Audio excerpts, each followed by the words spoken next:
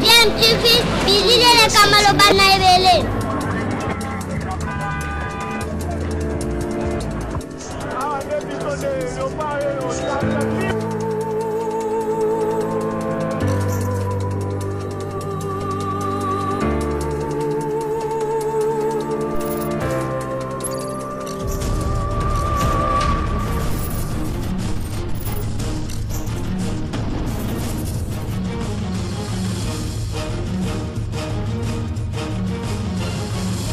DMTV toujours en avant.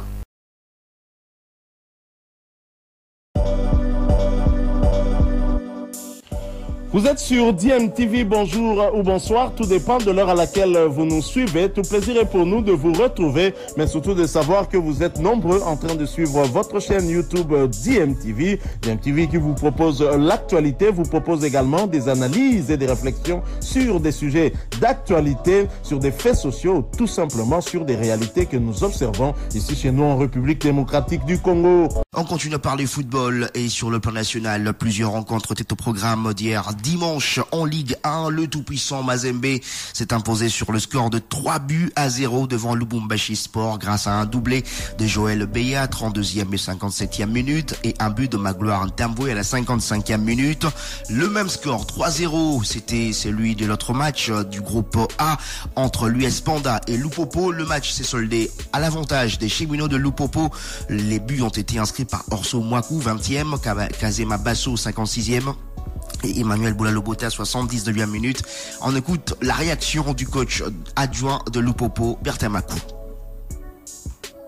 Le secret de Lupopo réside dans le travail. Comme je vous disais l'autre fois, que les staffs techniques chapeautés par le coach Mohamed Magasuba et travail d'arrache-pied. Donc on a à mettre en place une philosophie, une structure et une organisation de jeu et qui permet aux gars de produire du bon football sur le terrain.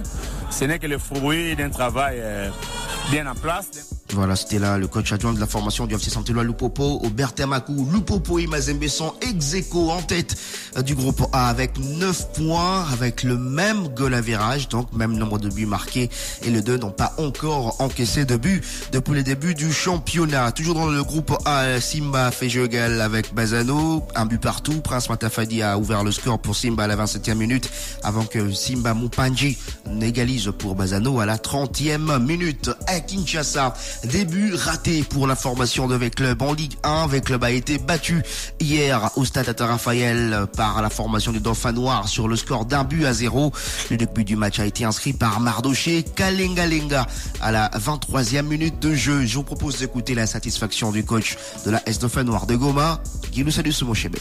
Je veux féliciter d'abord mes gars parce qu'ils ont compris comment on va jouer contre V-Club. Je t'ai déjà dit à la conférence de presse, je vais mettre une équipe avec beaucoup de volonté sur le terrain et puis bloquer leur milieu du terrain. Et puis sur les côtés, je savais que V-Club va jouer sur les côtés. C'est pour ça qu'on a bloqué et puis voilà, on a gagné. Félicitations à les gars. J'avais déjà la fois que quand j'arrive ici à Kinshasa, il faut que je batte avec eux parce que j'ai vu avec comment jouer contre Primero d'Agosto.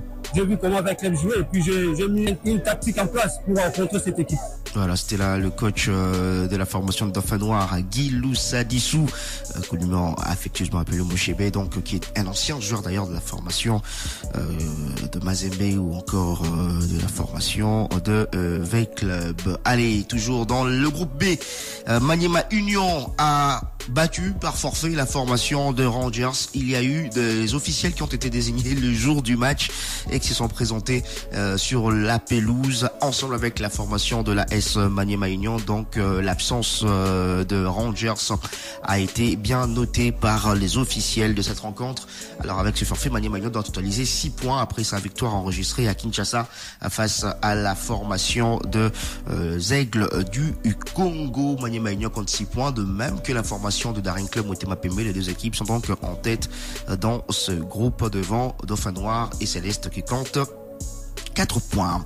On va parler toujours football avec les clubs de la Ligue 2 de la saison dernière qui occupaient les premières positions dans toutes les zones de développement. Ces clubs veulent monter en Ligue 1 car, disent-ils, la saison était déclarée blanche seulement en Ligue 1 et non en Ligue 2. Ils ont donc écrit un mémo qu'ils ont déposé à la Fédération congolaise de football association. On va écouter l'un des présidents, c'est celui de Tanganyika qui avait réagi après le dépôt de mémo à la Fédération congolaise de football association. Ça sera à 7h. Et puis en boxe, Léopard de la RDC poursuivent les éliminatoires de Jeux Olympiques Paris 2024 à Dakar. Hier, il y a eu notamment dans la catégorie de moins de 71 kilos, messieurs, la qualification en quart de finale du champion d'Afrique en titre, le Congolais Steve Koulenguluka. On va y revenir.